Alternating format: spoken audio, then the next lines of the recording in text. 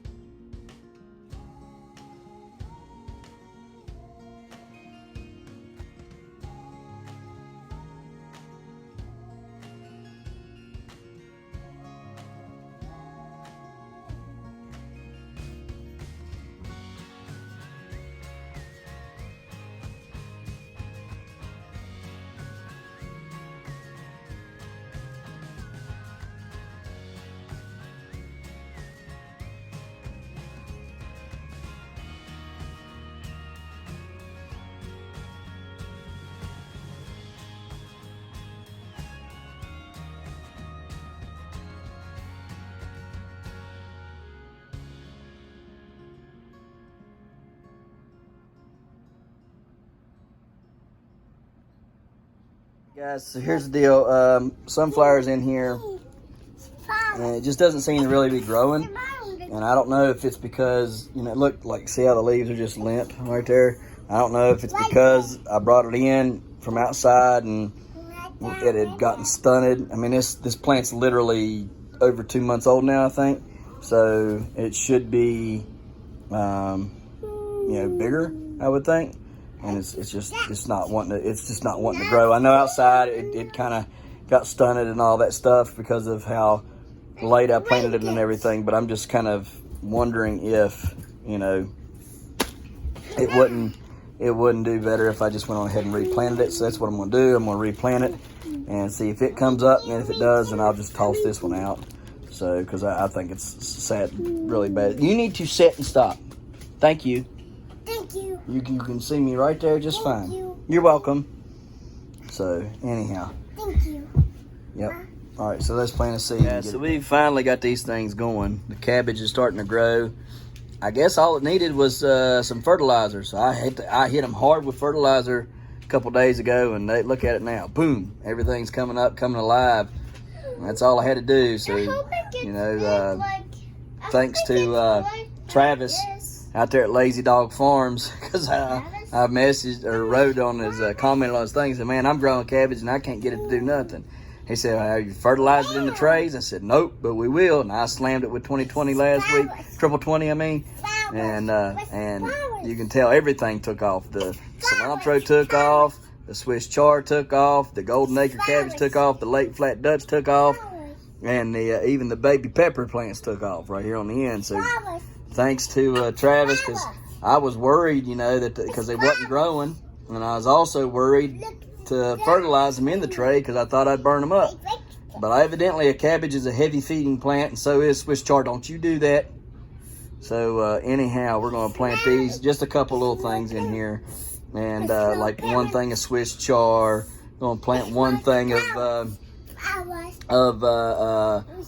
pepper plant in here, and then we're going to plant like one thing of cabbage in here just to play around, guys. It's just going to be an all-around kind of just growing facility just to play with stuff. All right, I mean, that's a lot of loose dirt, a lot of good nutrition in there, plus I can slam it full of fertilizers and stuff. I mean, I just want to see what kind of little growing complex I can have in the house just so we can watch stuff grow all winter. All right, I did plant 2 sunflower seeds right there, and we'll watch for those to come up. They are the 15-foot rotobos. So we'll see, what they do. This one right here was a 15-foot rotobob, but like I say, it's just maybe where I had it outside, it just, and in the situation and everything that it was in, it was just not meant to be. Maybe, maybe it will grow, maybe it won't grow. But I'm thinking after it's been in here so long, I don't think it's going to make it. I believe that it was stunted from the get-go because of the outside weather conditions and the sun not coming up as much, and being up as long. So we're just going to grow these in here and see what they'll do, and then we'll go from there. But yeah, let's see. We'll pick us out some cabbage, and we'll pick us out a pepper plant, and we'll pick us out some Swiss chard, and we'll plant it in here, and we'll just play around and see what it does. So let's get it done. Plus, we got to grow cucumbers. I'm waiting on Chris Brown to send me the seeds for the giant cucumber, and once I get that in, I'll be planting that right here at the base of the sunflower plant. Hopefully, the sunflower plant will be this one, you know, and be big enough, but we'll see. Yeah, so all right, let's get it done. All right, guys, so let's see here. Turn this light off real quick. Oh, it didn't turn it off. That does. All right. Pepper plant, Swiss chard, cabbage, cilantro, sweet potato, sunflower, and then what will be the giant cucumber in here, okay? Swiss chard, just playing around with it. It can come out at any time. Cabbage, I'd like to get that as a late flat Dutch cabbage, not the Golden Acre. Golden Acre gets 2 to 3 pounds. The late flat Dutch can get up to 15. I wanted to play with it, see how big I can get it. At any point, I can pull this out if I need to. Cilantro, pull it out at any point if I need to. This pepper plant, pull it out anytime if I need to. I got other pepper plants over here that I'm going to plant, so we'll be taking care of those elsewhere. Probably a lot of that's probably going to end up out in the greenhouse in the next few days just to see what it'll do. So anyhow, that's what I got going on in here, just to, like I said, playing around. Once everything else gets going, once the sweet potato gets going and the cucumber gets growing, I got to get the seeds for it. But once it gets growing, and once this sunflower gets up and going, we'll be square. So anyhow, yeah. So that's it for this part of the video. So on to the next. All right, guys, we got all 4 of our new tires. Then move the other 2 on the porch. But anyhow, these come from Tread-Rite, okay?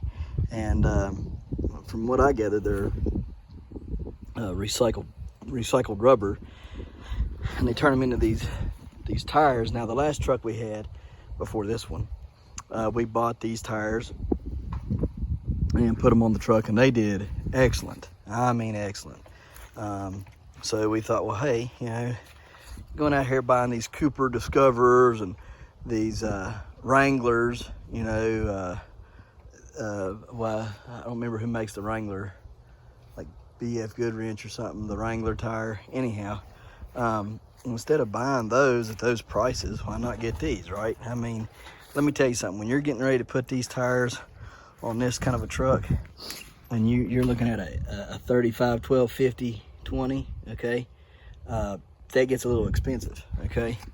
So instead of paying, you know, like $1,600 or $1,200 for these tires, you know, you can go to treadrite.com and you can order your tires from them, okay? And you can get all-terrain, you can get mud tires, you know, all-weather tire, whatever you want, right?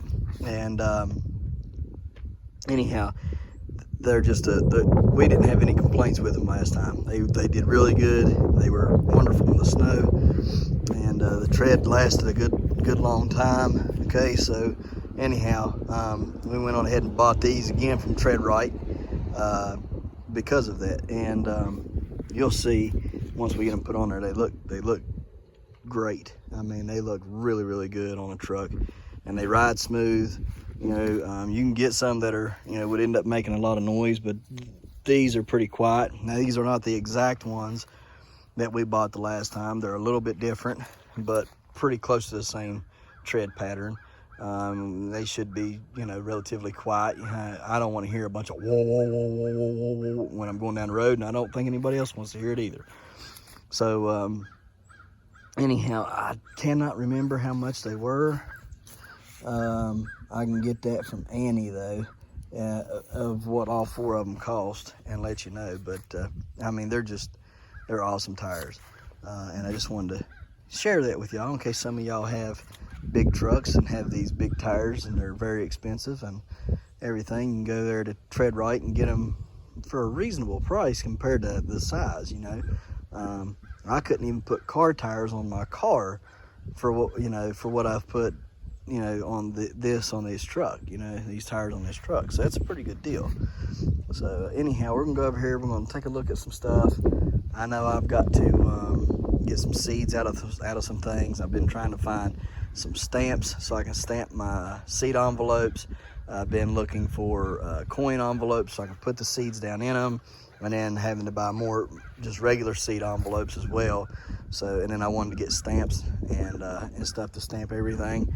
And I'm looking for stamps that can, like, I can stamp the name, like maybe switch the stamp. Maybe it's got something that you could, you know, maybe a number stamp and then maybe a letter stamp, and I could put, you know, the Cook 12 or Cook 1016 or the Cook 950 or, you know, whatever, or the Cook 908, you know, stuff like that, and then stamp it on the seed package, and then y'all would know what you got, and then I wouldn't have to write it out, and I wouldn't have to print it out. You know, I think I could do ink a lot better, just, you know, regular old stamps and stuff. So yeah, I've been looking for that. So, but we're gonna go take a look at inside of the greenhouse, see what's going on there. I need to find a thermometer to put in there, and then possibly get some seeds going, or excuse, not seeds going, but get some seeds cleaned up, and then maybe get some seeds put in packages too, so or just put away, you know, because I got a bunch of them drying and they're in the cellar still yet. So let's go on over here and check it out and see what we got going in there. All right, guys, let's see what we got going on in here. Woo! Feels good. It does feel good. Them plants look like they have grown since last night. They do look like they have done some good. Well, good. Good. I did not turn them off. For any of y'all that was wanting to know, I didn't turn them off. I just let them do their thing. So, the lights, it is. I didn't turn the lights off. But they do look like they've grown some. I need to go find some meat skewers and scoot these things over some. They keep on saying I'm going to, and I never get to it. I'm telling you what, I believe all these things in here ain't nothing but a bunch of Kiwanis, and I got to get those seeds, and then I got other seeds. So let's go get some seeds cleaned up. I got all them, and I had 57 of those, oh mercy, what are they called?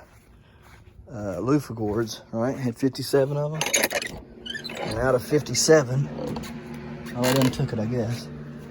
I only did 6 of them, and out of the 6, I ended up getting a whole slew of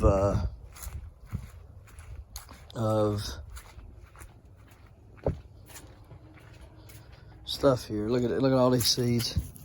And I got to clean all these up, get them cleaned up and stuff, and get them dried out. So let's get that done.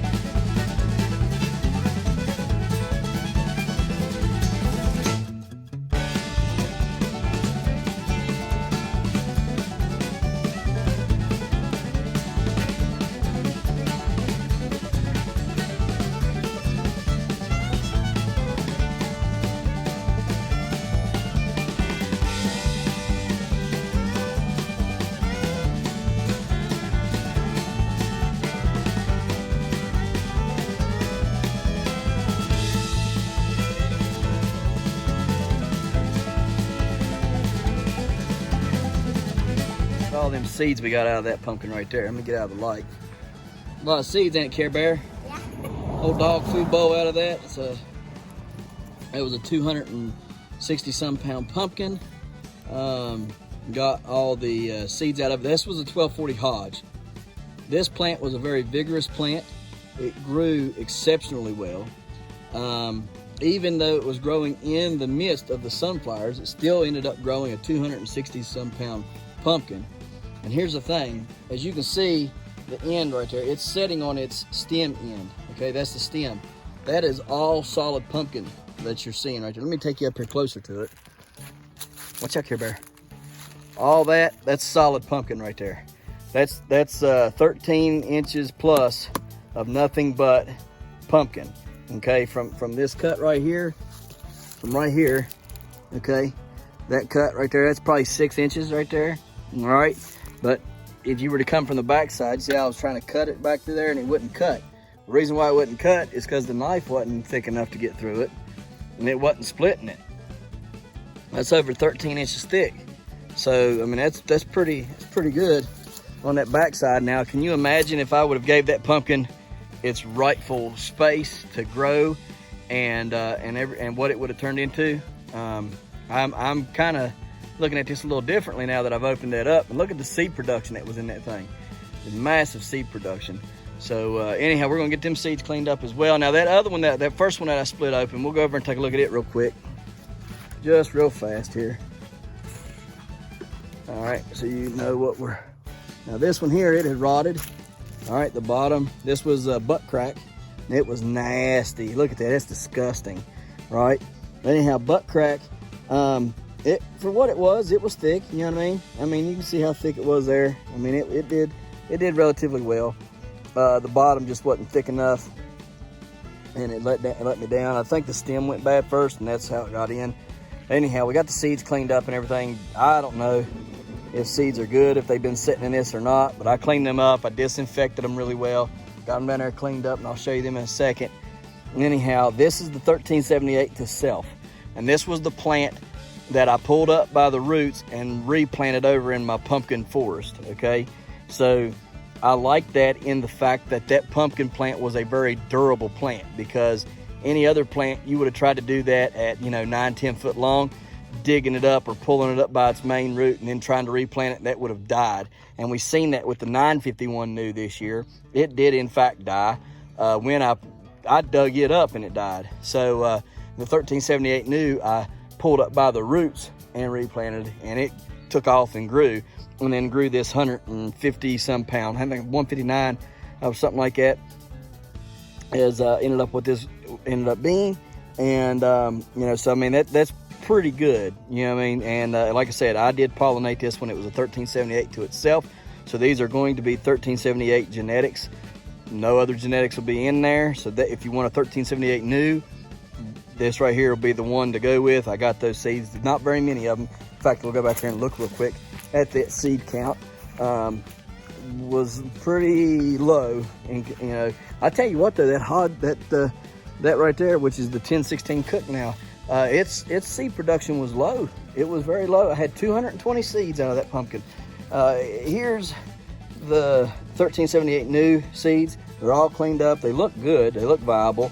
And there's roughly, I would say, probably close to the same amount, 150, 200-ish of them seeds out of the 1378 to self. But you would have thought, having that many in that, I mean, as big as that pumpkin is right there, you would have thought that thing would have had well over 200, 300, 400, maybe even 500 seeds. I know that I was told Danny Vester had said that he had gotten 500 viable seeds out of my 2261 Schmidt. 500 viable seeds out of my 2261 Schmidt. And I asked for 200 of those to be sent to me. So anyhow, I'd say there's well over 300 on them. Baby, you don't have to do that. You don't have to do that. There ain't no more seeds in there. We're gonna take these and go clean them up. Anyhow, I would say there's well over 300 of these seeds. And again, this is a 1240 Hodge, and I'm almost certain that I took the 1673.5 Bartimus to this. Okay, I will go back and I will check my videos, because I did keep track of everything on video, and I have it wrote down somewhere, I just don't know where.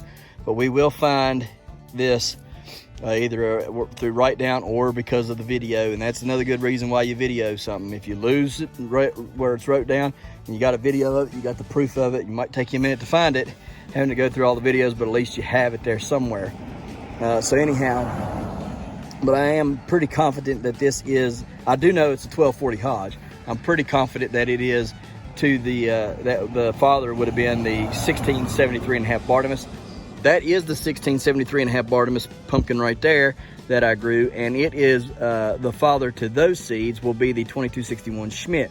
I have that in both ways. I have that 2261 Schmidt, and the father to that is the 1673 and a half Bartimaeus.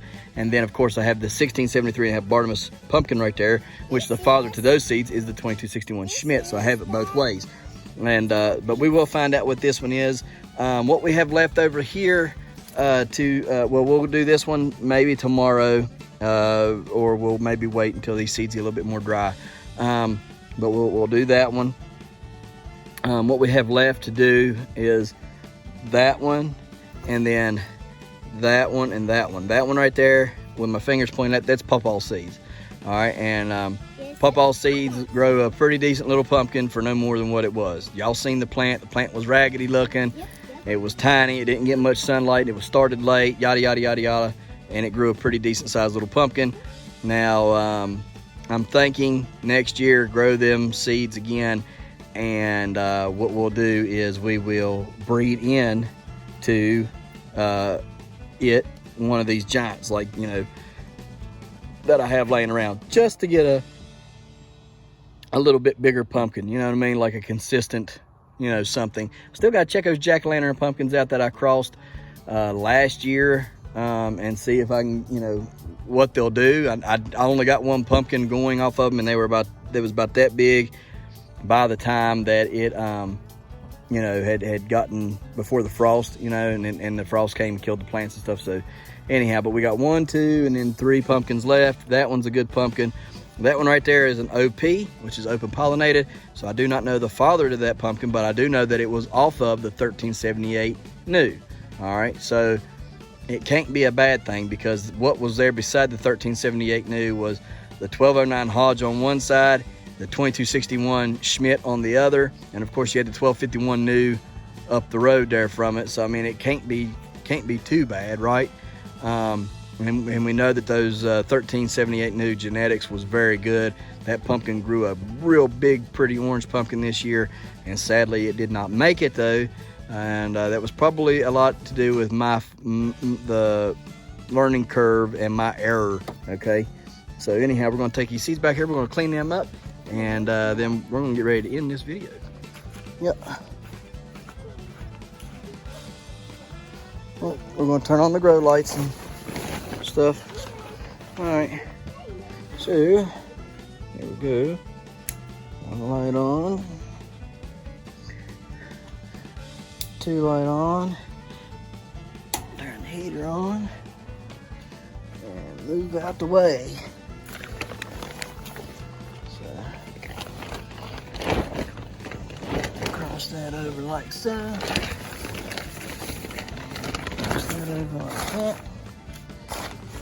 There we go. I do not know what that noise is, but it is funky sounding. All right. You need to get a jacket on, baby. No. Right, let's go. Wash these seeds off. Go wash these seeds off and then be done for the day, eh? Be done for the day, eh? Ah, man, that's so sad. Oh well, whatever. Need to get the corn stalks out of there. You need a jacket. You're done. Honey, it is winter time. It's not summer no more. It's fall, whatever you want to call it. Close enough to winter. All right. Put y'all on a tripod and get her done.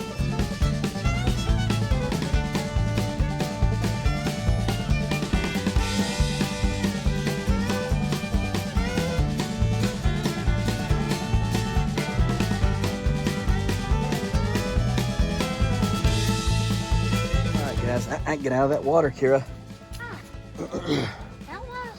All right, guys. Well, maybe tomorrow will be a little bit more exciting. Just had too much going on today and not enough time to do a lot of videoing, but tried to get you a little something there, collecting the seeds, and I'll get the names of those seeds from my other stuff there for that 1240 Hodge. I'll get you the father of that seed, and we'll You need to give me a second. You're being rude. You can't talk while I'm talking. Anyways, we will get the seed, the father seed to the seeds of the 1240 Hodge that we just cleaned up. Got a good bit of them, so anyhow, get them all cleaned up, get them starting to get ready for packaging, and getting them mailed out for those that have won giveaways and all that good stuff. So we appreciate you watching. We'll see you tomorrow right here in the Hollers and Hills, West Virginia. Don't forget to smash that like button. Hit that notification bell. Don't forget to share. Thank you, good sir. You're welcome. And subscribe.